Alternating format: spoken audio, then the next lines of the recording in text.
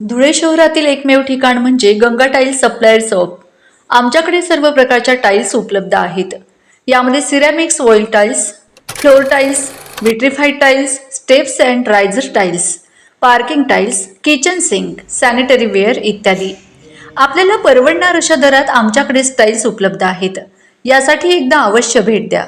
पत्ता Ganga tiles supplier shop, 405 micro tower, Wadjai road, Dhule. Mobile number 70 574 83 849। आपण बघत आहात डिजिटल इंडियाचे डिजिटल न्यूज। ठाम मत मराठी न्यूज। भारतीय जनता युवा मोर्चाचे प्रदेशाध्यक्ष कृष्णराज महाडिक यांनी युवा शक्ती जागर यात्राच्या निमित्ताने सोमवारी धुळे जिल्ह्याचा दौरा करून विद्यार्थी व युवकांशी थेट संवाद साधला। धुळ्यात आयोजित पत्रकार परिषदेत त्यांनी सांगितले की राज्यभर सुरू असलेल्या या यात्रेला उत्तर महाराष्ट्रात उत्स्फूर्त प्रतिसाद मिळत असून यात्रेचा समारोप नाशिक येथे होणार आहे।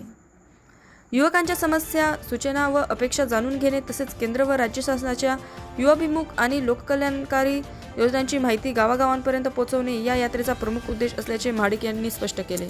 ठाम मत मराठी न्यूजसाठी सोपान देसले, धुळे। देवेंद्रजी फडणवीस साहेब सन्माननीय प्रदेशाचे अध्यक्ष रवींद्र चव्हाण साहेब यांचे खरंच मनापासून पहिलं तरी आभार मानतो की संपूर्ण महाराष्ट्रामध्ये त्यांनी मला प्रवास करण्याचा, त्याचबरोबर युवकांसाठी काम करण्याची अशी एक संधी दिलेली आहे। आम्ही युवा शक्ती जागर यात्रा सुरू करून आता जवळपास 1.5 महिना झाला। आम्ही प्रत्येक जिल्ह्यामध्ये जात असताना संघटनात्मक जिल्ह्यांचा प्रवास करतो, जास्तीत जास्त तालुक्यांमध्ये पोहोचण्याचा प्रयत्न करतोय आणि त्यामध्ये आमच्या सर्व पदाधिकाऱ्यांच्या बैठका प्रामुख्याने चालू आहेत।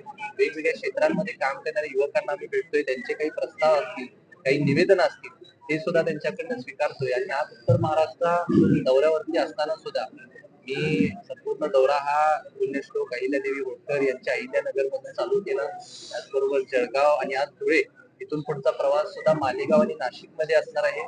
मला अतिशय आनंद आहे। खूप आमची जागृत दिसते अशी युवा शक्ती आहे।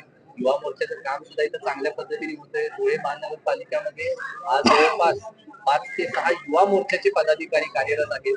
ते पक्षाच्या संघटनेचं काम शिकत आहेत, प्रशासनाचं काम शिकत आहेत आणि या गोष्टीचा मला फार अभिमान वाटतो। आणि आता युवा मोर्चा हे व्यासपीठ खरं तर असं बनलेलं आहे की कुठल्याही क्षेत्रामध्ये एखाद्या युवकाला कामगिरी करायला लागली तर आमच्या व्यासपीठाच्या माध्यमातून होऊ शकतो। महाराष्ट्रातील ताज्या घडामोडींसाठी पाहत रहा ठाम मत मराठी न्यूज। तसेच आमच्या चॅनलला लाईक, शेअर, सबस्क्राईब करायला विसरू नका।